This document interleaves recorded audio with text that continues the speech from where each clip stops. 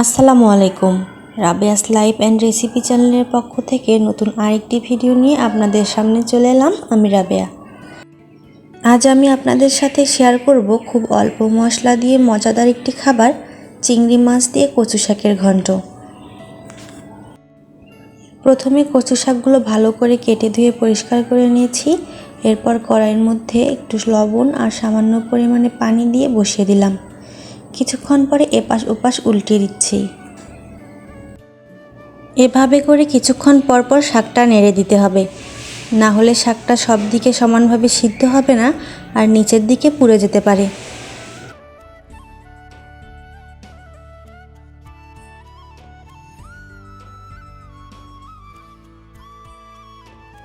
শাকটা মোটামুটি সিদ্ধ হয়ে গেলে আমি এখন দিয়ে দিচ্ছি কয়েকটা কাঁচামরিচ। এবারে আবার ভালো করে সবগুলো একসাথে নেড়ে নিচ্ছি। কচু শাকটা কিন্তু প্রায় সিদ্ধ হয়ে গেছে। যেহেতু শাকটা অনেক কচি ছিল তাই খুব সহজেই সিদ্ধ হয়ে গেছে। আর এভাবে করে নাড়া দিলেই কিন্তু সুন্দর মতো ঘন্ট হয়ে যাচ্ছে। আপনারা চাইলে কিন্তু ডাল ঘুটনি দিয়েও ঘন্টটা বানিয়ে নিতে পারেন।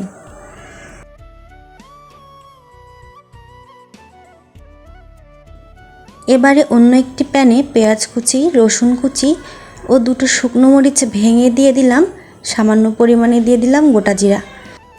এবারে কিছুক্ষণ লাল করে ভেজে নিব। কিছুক্ষণ পরে দিয়ে দিলাম চিংড়ি মাছ। চিংড়ি মাছগুলো দিয়ে আবার আমি একটু কষিয়ে নিচ্ছি।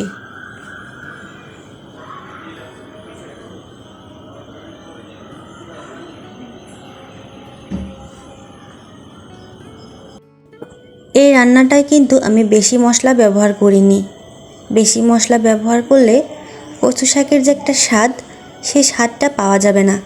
সামান্য পরিমাণে হলুদ গুঁড়ো দিয়ে দিলাম এবং দিয়ে দিলাম সামান্য পরিমাণে লবণ, দিয়ে সবগুলো মিশিয়ে এবার দিয়ে দিচ্ছি সিদ্ধ করে রাখা কচু শাকগুলো। কচু শাকগুলো দিয়ে আবার আমি সবগুলো একসাথে ভালো করে নেড়ে দিচ্ছি। কিছুক্ষণ সময় নিয়ে ভালো করে সব একসাথে মিশিয়ে নিতে হবে, যেন চিংড়ি মাছ সহ কচু শাকগুলো ভালো মতো মিশে যায়। গরম গরম ভাতের সাথে এরকম একটা তরকারি থাকলে নিমিষেই শেষ হয়ে যাবে এক প্লেট ভাত।